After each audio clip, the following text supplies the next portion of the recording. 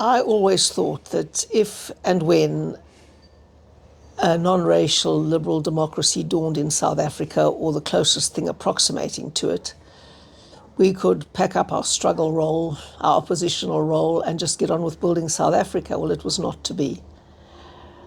Very, very early on, when I was active in my children's primary school and chair of the governing body, and had been involved very much in helping develop the Post-Apartheid South African Schools Act with Professor Hunter, who was working on that at the time, Roland's father. We wrote, and especially Professor Hunter, wrote a really good law.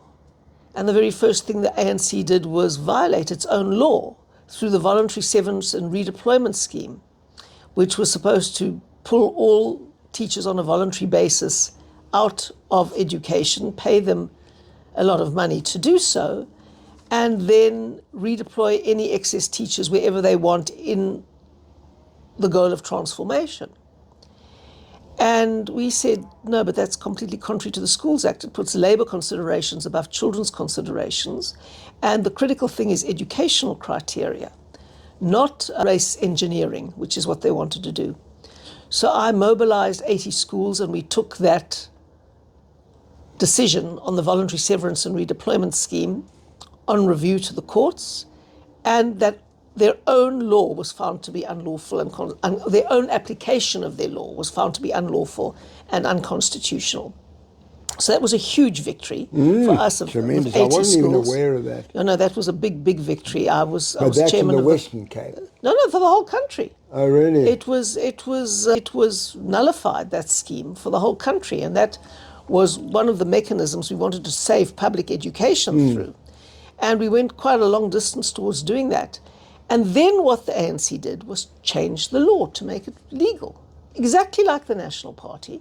When they didn't get their way, they just changed the law until they got their way, even if they had to pack the Senate, if you remember. So I said, this is absolutely outrageous. And I went to meetings of the Portfolio Committee, and I went to Parliament to observe as an outsider what was going on. And I said, I cannot believe that all this kind of thing is happening again. The social engineering, this manipulation, this dictatorship of the majority in a constitutional democracy. So then I said, no, I've got to get into this forum, and I've got to start making a difference where that matters. And then Tony Leon asked me to revise the DP's education policy at that time, which I then did. And he then said, would I throw my hat in the ring as a potential candidate for the DP? And I was fortunately selected, and then got into the provincial legislature. So that's how I got there, by suddenly waking up through the South African Schools Act and the ANC's application of that act, which would have destroyed the public school system. And I said, we can't do this. And then I had to start the fight all over again. And from then it's just escalated. Fortunately, I've been able to get into government and not only talk and oppose things, I've been able to do things. And I hope that where we have governed has demonstrated that we can do things differently from the ANC.